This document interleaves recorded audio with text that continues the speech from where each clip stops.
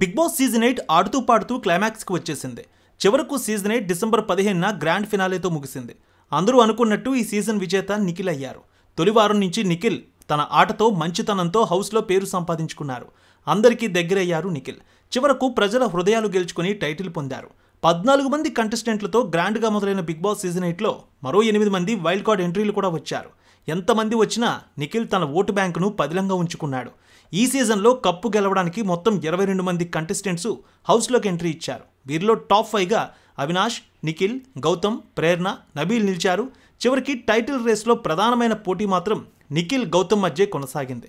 అయితే ఓటింగ్ ముందు రోజు నుంచి అందరూ కూడా నిఖిల్ విన్నర్ అనే అనుకున్నారు. చివరకు అదే జరిగింది. సీజన్ మొదటి నుంచి చివరి వరకు పరిశీలిస్తే నిఖిల్ గెలిచినన్ని టాస్కులు మరే కంటెస్టెంటు గెలవలేదు. ఇప్పుడే కాదు, గడిచిన 7 సీజన్లు కూడా ఎవరూ నిఖిల్ గెలిచినన్ని ఎక్కువ టాస్కులు గెలవలేదు. ముఖ్యంగా ఇండివిజువల్గా టాస్కుల్లో నిఖిల్ గెలుపు శాతం 90కి పైగానే ఉంది. నిఖిల్ ఓడిపోయిన టాస్కులు సీజన్ మొత్తానికి 3 లేదా 4 ఉంటాయి. అంతలా టాస్కుల్లో గెలిచి సీజన్ 8లోనే కాదు, బిగ్ బాస్ తెలుగు చరిత్రలో కింగ్ ఆఫ్ టాస్క్ అనిపించుకున్నాడు నిఖిల్. అలాగే సీజన్ మొదట్లోనే వరుసగా 3 సార్లు చీఫ్ అయ్యాడు. తన సత్తా చాటాడు. నిఖిల్ బిగ్ బాస్ విన్నర్ కావడానికి ఇవి 2 ప్రధానమైన అర్హతలయ్యాయి. మరోవైపు నిఖిల్ మీద హౌస్లో ఉన్న వ్యతిరేకత కంటే బయట వచ్చిన వివాదాలే ఎక్కువ. ముఖ్యంగా హౌస్ నుంచి ఎలిమినేట్ అయిపోయిన సోనియా, సీత తిరిగి ఒక వారం నామినేషన్ కోసం హౌస్లోకి వచ్చారు. ఆ సమయంలో నిఖిల్ని టార్గెట్ చేస్తూ వాళ్ళిద్దరూ చేసిన కామెంట్స్ కూడా నిఖిల్కి చాలా మైనస్ అయ్యాయి. యష్మి బయట జనాలకి బ్యాడ్గా పోర్ట్రే అయ్యేలా నువ్వు చేశావు, ఆమెతో క్లోజ్గా ఉంటూ పైకి మాత్రం ఏం లేదని చెప్పావంటూ సోనియా ఆరోపణలు చేసింది. అలాగే హౌస్లో స్ట్రాంగ్గా ఉన్న లేడీ కంటెస్టెంట్లను ట్రాప్ చేసి వాళ్ళని వాడుకొని స్ట్రాటజీగా ఆడావంటూ నిఖిల్పై కామెంట్స్ చేసింది సీత. ఆ సమయంలో నిఖిల్ ప్లేస్లో వేరే ఎవరైనా కంటెస్టెంట్ అయితే దాన్ని పెద్ద రాద్ధాంతం చేసేవాళ్ళు. కానీ నిఖిల్ చాలా కూల్గా సమాధానం ఇచ్చాడు. నిఖిల్ మాత్రం దాన్ని చాలా కూల్గా హ్యాండిల్ చేసి ఎవరిని వాడుకొని నేను ఈ స్థాయిలోకి రాలేదని ఆడియన్స్కి అర్థమయ్యేలా కన్వే చేశాడు. ఇలా టఫ్ సిచ్యువేషన్ కూడా నిఖిల్ హ్యాండిల్ చేసిన విధానం విన్నర్కి కావాల్సిన మరో అర్హత అయింది. అందరికీ కూడా అది నచ్చింది. తన మాజీ లవర్ కావ్య కూడా నిఖిల్కి వ్యతిరేకంగా ఇండైరెక్ట్గా పోస్టులు పెట్టిందని కొంతమంది అభిమానులు అన్నారు. అవి కూడా నిఖిల్కి కాస్త నెగిటివిటీ తెచ్చాయి. కానీ వాటన్నిటినీ తన ఆట తీరుతో, మాట తీరుతో అధిగమించాడు. టాప్ 5కి చేరుకుని ఇప్పుడు విన్నర్ అయ్యాడు నిఖిల్. ఇక గౌతమ్తో కంపేర్ చేసి చెప్పాలంటే ఖచ్చితంగా టాస్క్ల విషయంలో నిఖిల్దే పై చేయి అతనిపై. అలాగే మొదటి వారం నుంచి నిఖిల్ హౌస్లో ఉండడం కూడా ఆడియన్స్కి మరింత దగ్గర చేసింది. ఇక ఓటింగ్ విషయంలో కూడా నిఖిల్కి గట్టి బేస్ ఉంది ముందు నుంచి. నామినేషన్స్లోకి వచ్చిన ప్రతిసారి టాప్ ఓటింగ్తో జనాలు నిఖిల్ని సేవ్ చేశారు. ఇప్పుడు కూడా టైటిల్ జనాలు అలాగే ఇచ్చారు. అలాంటి ఆడియన్స్ నిఖిల్ని విన్నర్ చేయకుండా ఉంటారా? అందుకే సీజన్ 8 విన్నర్ ఖచ్చితంగా నిఖిలే అని చాలామంది ఆడియన్స్ ముందు నుంచి నమ్మారు. అలాగే ఓటింగ్ చేశారు. చివరకు ట్రోఫీ గెలుచుకున్నాడు నిఖిల్. మరి బిగ్ బాస్ సీజన్ 8 విజేత నిఖిల్ రియల్ స్టోరీ ఒకసారి రోజు చూద్దాం. జూన్ 28న నిఖిల్ బర్త్డే. కర్ణాటకలోని మైసూరులో పుట్టి పెరిగాడు నిఖిల్. నిఖిల్ తండ్రి ఓ జర్నలిస్ట్. ఆయన పేరు శశి. తల్లి పేరు సులేఖ. ఆమె కూడా నటిగా పలు కన్నడ సినిమాల్లో, సీరియల్లో నటించారు. నిఖిల్ విద్యాభ్యాసం అంతా మైసూరులో జరిగింది. తర్వాత నిఖిల్ బెంగళూరులోని ఆచార్య ఇన్స్టిట్యూట్ ఆఫ్ టెక్నాలజీలో చదువుకున్నాడు. గ్రాడ్యుయేషన్ పూర్తి చేసిన తర్వాత నిఖిల్ కొంతకాలం బిజినెస్ డెవలప్మెంట్ ఎగ్జిక్యూటివ్గా ఒక ప్రైవేట్ కంపెనీలో కొంతకాలం పనిచేశాడు. 2016లో వచ్చిన ఊటీ అనే కన్నడ సినిమాతో నిఖిల్ నటుడిగా మారాడు. ఈ చిత్రంలో నిఖిల్ సహాయక నటుడి పాత్ర పోషించాడు. 2018లో వచ్చిన మనయే మంత్రాలయ అనే కన్నడ సీరియల్తో బులితెర ప్రేక్షకులకి పరిచయమయ్యాడు నిఖిల్. తర్వాత గోరింటాకు సీరియల్తో తెలుగు సీరియల్స్లో నటించడం మొదలుపెట్టాడు. ఆ తర్వాత అమ్మకు తెలియని కోయిలమ్మ అనే సీరియల్లో కూడా నటించాడు. తెలుగులో గోరింటాకు, అమ్మకు తెలియని కోయిలమ్మ, స్రవంతి ఈ సీరియల్లో నటనకు మంచి గుర్తింపు వచ్చింది నిఖిల్కి.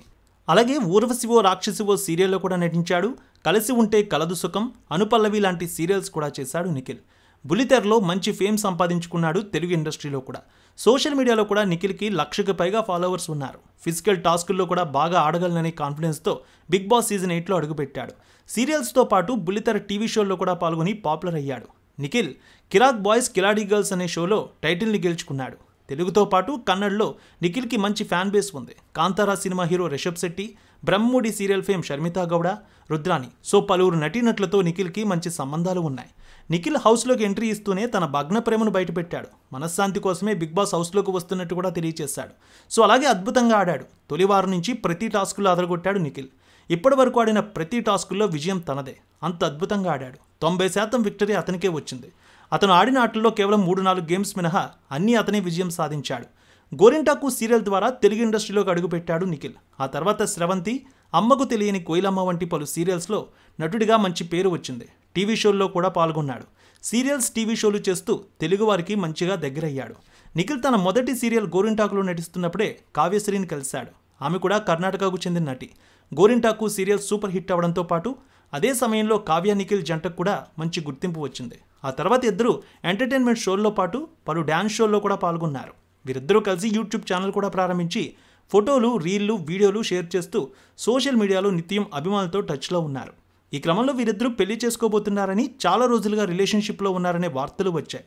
అదే విషయంపై ఒక షోలో నిఖిల్ మాట్లాడుతూ కావ్య చాలా మంచి అమ్మాయని, ఆమెను తన బెస్ట్ ఫ్రెండ్గా పొందడం తన అదృష్టమని చెప్పాడు. మరి పెళ్లి మాట ఏంటని అడిగితే ఇప్పుడు అలాంటి ఉద్దేశం లేదని, భవిష్యత్తు ఎలా ఉంటుందో చెప్పలేమనే విషయాన్ని కూడా చెప్పాడు నిఖిల్.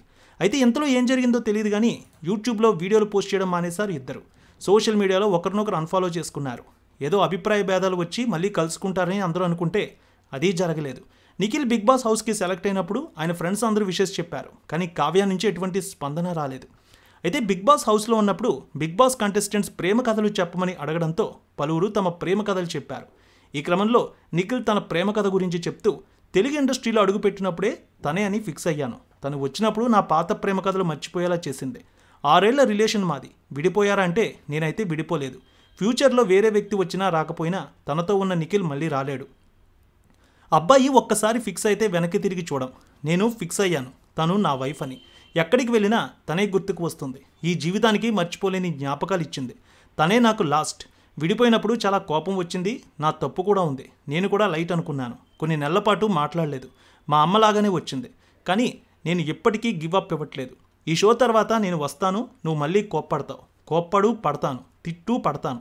కొట్టావు, మళ్ళీ కొట్టు, పడతాను. So sorry. ఈ షో నుంచి బయటకు రాగానే నీ దగ్గరికి ఖచ్చితంగా వస్తాను, మళ్ళీ అడుగుతాను. నా అదృష్టం ఏంటంటే తనే నాకు ప్రపోజ్ చేసిందనే విషయాన్ని కూడా చెప్పాడు. నువ్వు ఏమీ చేయకు, నీ వెనకే నేను నిలబడతాను. నా పక్కన నిలబడు చాలు. నేనేమన్నా తప్పు చేస్తే క్షమించు. నాకు నువ్వు కావాలి. బిడ్డ తప్పు చేస్తే అమ్మ ఎలా క్షమించి దగ్గరికి తీసుకుంటుందో నువ్వు కూడా అలాగే దగ్గరికి తీసుకోవాలని కోరుకుంటున్నాను. లవ్ యూ సో మచ్ అంటూ ఏడ్ చేశాడు నిఖిల్ హౌస్లో. దీంతో నిఖిల్ చెప్పిన లవ్ స్టోరీ విన్న ఆడియన్స్ కావ్యను కూడా టార్గెట్ చేశారు. ఆ సమయంలో కావ్యను ఎంతో ప్రేమిస్తున్నాడని, ఎందుకిద్దరూ విడిపోయారని, మళ్ళీ కలవండి అంటూ కావ్యకు సోషల్ మీడియాలో నిఖిల్ అభిమానులు కామెంట్స్ చేయడం మొదలుపెట్టారు. అయితే నిఖిల్ పేరు ప్రస్తావించకుండా ఒక పోస్ట్ పెట్టింది కావ్య. మాస్కులు వేసుకొని నటించే వాళ్ళని చూసి మోసపోవద్దు. పరిస్థితులకు తగినట్టుగా ఫేక్ మనుషులు మారుతూ ఉంటారు. కానీ ఏదో ఒక సందర్భంలో వాళ్ళ అసలు రంగును బయటపెడతారు. వాళ్ళ ముసుగు తొలగే వరకు వేచి చూడండి. ఎప్పుడు ఎక్కడ ఎలా యాక్ట్ చేయాలో వాళ్ళకి బాగా తెలుసు. పాపం జనాలు ఆ నకిలీ యాక్టింగ్ చూసి మోసపోతూ ఉంటారు. వాళ్ళ యాక్టింగ్ చూసి నిజమైన బాధితులు సమాజం ముందు దోషులుగా నిలబడాల్సి వస్తుంది. అలాంటి వారి గురించి జనాలకు ఉన్న అభిప్రాయాలను మార్చలేం. వాళ్ళే బాధితులు అన్నట్టుగా నటిస్తారు, నమ్మిస్తారు కూడా. నిజమైన బాధితులను దోషులుగా చిత్రీకరించడంలో ఇలాంటి వారు మహాదిట్ట అంటూ నిఖిల్ పేరును ప్రస్తావించకుండానే ఇన్స్టాలో పోస్ట్ పెట్టింది కావ్య. దీని గురించి కూడా నిఖిల్ అభిమానులు ఎన్నో కామెంట్లు పెట్టారు. ఇక బిగ్ బాస్ హౌస్లో 15 వారాలు తన ఆటతో అదరగొట్టి ప్రేక్షకుల మనసు గెలుచుకుని ఓట్లు సంపాదించుకున్నాడు నిఖిల్. తల్లిదండ్రులు ఎంతో సంతోషంలో ఉన్నారు. ప్రైజ్ మనీతో పాటు ట్రోఫీ గెలుచుకున్నాడు నిఖిల్. బిగ్ బాస్ కోసం నిఖిల్ వారానికి సుమారు 3 లక్షల రూపాయల వరకు రెమ్యూనరేషన్ అందుకున్నట్టు తెలుస్తోంది. ఈ సీజన్లో హైయెస్ట్ రెమ్యూనరేషన్ అందుకున్న 6గురిలో నిఖిల్ కూడా ఒకరు. నిఖిల్ సీరియల్స్తో చాలా బిజీగా ఉన్నాడు. అయితే నిఖిల్కి సినిమా అవకాశాలు వస్తే బాగుంటుందని అభిమానులు కూడా కోరుకుంటున్నారు.